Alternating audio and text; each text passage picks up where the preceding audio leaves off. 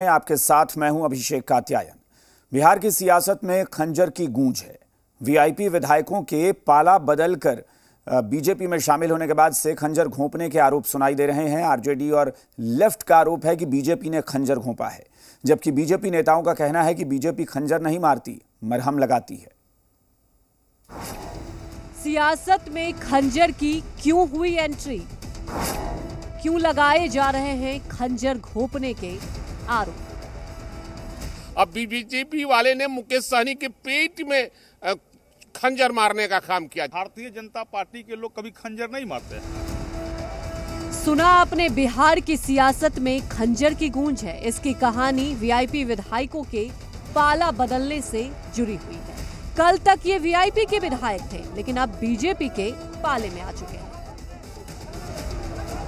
जो सबसे खराब स्थिति होती है, एनडीए चुनाव कोचहा में लड़ रही है और कोचहा में जाकर के अपने वीआईपी से फिर किसी को नॉमिनेशन करा देना, तो लाजमी सी बात हो रही थी कि एनडीए का वो बात नहीं रहे। और जब एनडीए के बात नहीं रहे, मतलब भारतीय जनता पार्टी के बात नहीं रहे, और हम लोग जो राजनीतिक कर रहे हैं, राजनीतिक में शुरू से ही बोलते आया हो कि हम लोग भारतीय जनता पार्टी के लिए समर्पित है। भारतीय जनता पार्टी के टिकट पर 2020 में भी आपको मैंने टिकट दिया था और 15 में भी दिया था। मैं भारतीय जनता पार्टी का कार्यकर्ता था, इसीलिए भारतीय जनता पार्टी की नींव देश और राष्ट्र में मजबूत करने के लिए पुनः भारतीय जनता पार्टी में शामिल हुआ। मैं बचपन से बीजेपी थी। मैंने बचपन से ही अपने पिताजी को देखा, वो बीजेपी में थे। मेरी शादी हुई, जब मैंने शादी करके आई तो मेरे ससुर जी भी बीजेपी में थे। तो मेरा परवरिश हुआ वो बीजेपी में ही हुआ, इसलिए मेरा शुरू से ही मेरा दिल और दिमाग बीजेपी का रहा है। इन विधायकों के पाला बदलने के बाद अब खंजर की गूंज है। बीजेपी वाले ने मुकेश सहनी के पेट में खंजर मारने का काम किया, छुरा भोंकने का काम किया सामने। तब ये सोचना है मुकेश सहनी जी को कि कौन अच्छा है कौन बुरा है। आरजेडी के लोगों को तो जो है फितरत में लिखा हुआ है, हमेशा खंजर मारने के काम किए हैं, जो मुकेश सहनी के बयान भी उस समय था। और भारतीय जनता पार्टी के लोग कभी खंजर नहीं मारते हैं। भारतीय जनता पार्टी के जो 3 विधायक जो आए हैं, वो उन्होंने बयान अपना दिया है। जो पार्टी के जो शीर्ष नेता मुकेश सहनी जी है, किसी भी विधायक को कोई निर्णय में कभी पूछते थे नहीं, हिटलर शाही निभाते थे। खंजर तो बीजेपी मार रही है, जनता पर खंजर मार रही है, मुकेश सहनी जी पर खंजर मार रही है। बीजेपी का यही काम है। बीजेपी आप देखते हैं पूरे देश में खंजर मार के और सांप्रदायिक जो नफरत फैलाने की जो उसकी पॉलिसी है, उसी के जरिए राज करना चाहती है। ये ज्यादा दिन तक चलेगा नहीं। ये कहा जो उससे पहले आपने सुना होगा, तेजस्वी यादव ने हमको पीठ में छोरा भोंका, अभी कहता है बीजेपी पीठ में छोरा भोंक दिया। तो उसको जो पर में आता है बोलता है।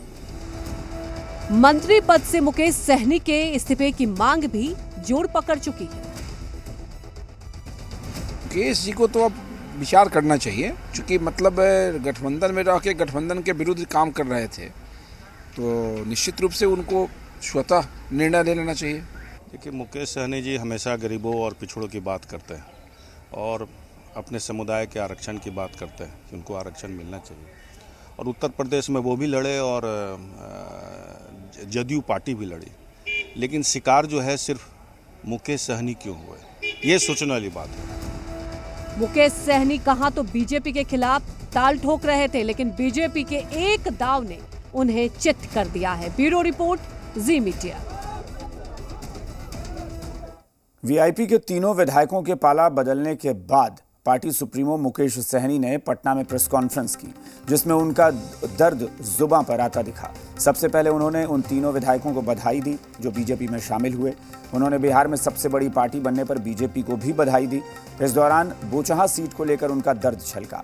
उन्होंने कहा कि ये सीट वीआईपी की थी। साथ ही उन्होंने कहा कि अब उनका लक्ष्य है कि वहां की जनता का दिल जीतना। सहनी ने कहा कि एक समय था जब मुकेश सहनी को कोई नहीं जानता था, आज सन ऑफ मल्लाह के नाम से सब उन्हें जानने लगे हैं।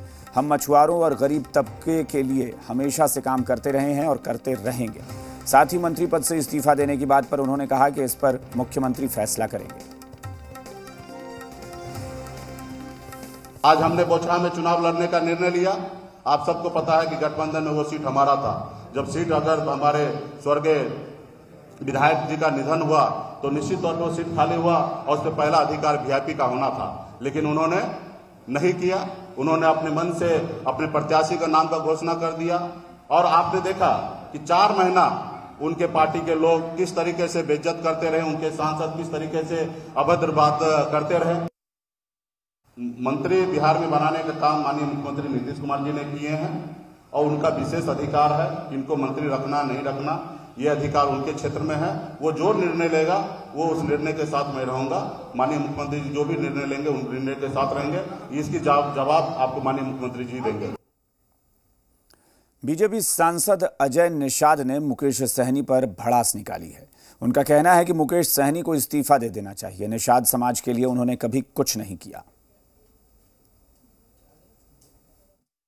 मुकेश सहनी को लेके चाहे पक्ष और विपक्ष हो, सभी हम नैतिकता पे बात कर रहे हैं। नैतिकता के आधार पे उनको इस्तीफा सौंप देना चाहिए। हमारे साथ भारतीय जनता पार्टी के सांसद अजय निषाद हैं।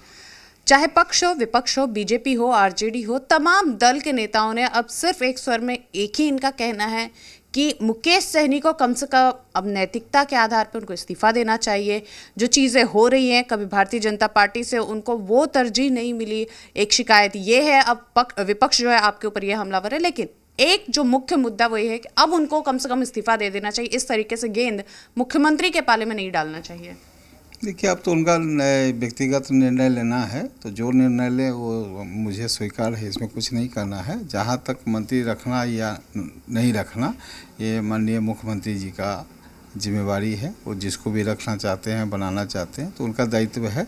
इस पर मुझे कोई टिप्पणी नहीं करना है।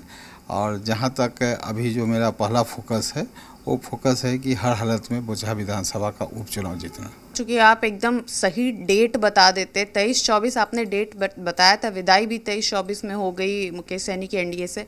मंत्री पद से कब तक उनकी विदाई?